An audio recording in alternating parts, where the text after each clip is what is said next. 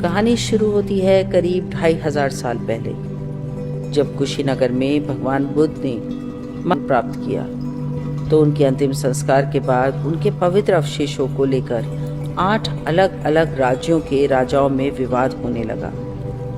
तब द्रोण नाम के एक ब्राह्मण ने सूझबूझ से काम लिया और अवशेषों को 8 बराबर हिस्सों में बांट दिया। इन 8 हिस्सों को अलग अलग स्तूपों में दफनाया गया। लेकिन इसके सदियों बाद सम्राट अशोक ने बौद्ध धर्म को पूरी दुनिया में फैलाने के लिए उन 8 में से 7 स्तूपों को दोबारा खुलवाया और इन अवशेषों को हजारों छोटे छोटे हिस्सों में बांटकर देश विदेश में नए स्तूप बनवाए। उन्हीं में से एक सबसे खास जगह थी पिपरहवा, जिसे प्राचीन कपिल वस्तु माना जाता है, जहां बुद्ध ने अपना बचपन बिताया था। साल 1898 में विलियम क्लैक्सटन पेपे नाम के एक ब्रिटिश इंजीनियर ने उत्तर प्रदेश के पिपरहवा में एक पुराने टीले की खुदाई शुरू की। जमीन के नीचे उन्हें एक विशाल पत्थर का संदूक मिला।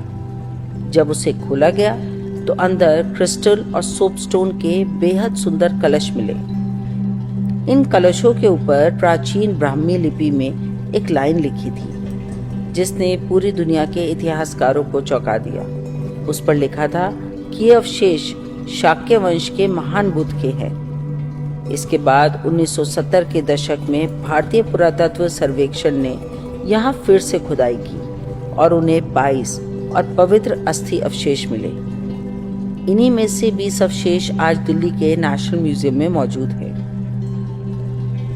जब आप नेशनल म्यूजियम की बौद्ध कला दीर्घा में कदम रखेंगे तो आपकी नज़र सीधे एक भव्य सुनहरे मंडप पर पड़ेगी। ये कोई आम मंडप नहीं है। साल 1997 में थाईलैंड के शाही परिवार ने इन पवित्र अवशेषों के सम्मान में इस पूरे सोने के मंडप को भारत को उपहार में दिया था।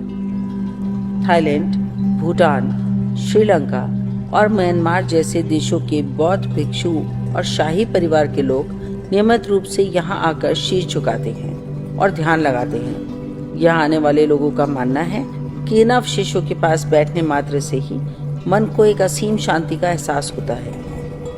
हाल ही में भारत सरकार ने इन अवशेषों को श्रीलंका, थाईलैंड और मंगोलिया जैसे देशों में विशेष प्रदर्शनी के लिए भी भेजा था। बुद्ध ने कहा था कि दुनिया में सब कुछ नश्वर है, लेकिन उनके ये अवशेष आज भी करोड़ों लोगों के लिए उनकी जीवित उपस्थिति और शांति के संदेश का प्रतीक है।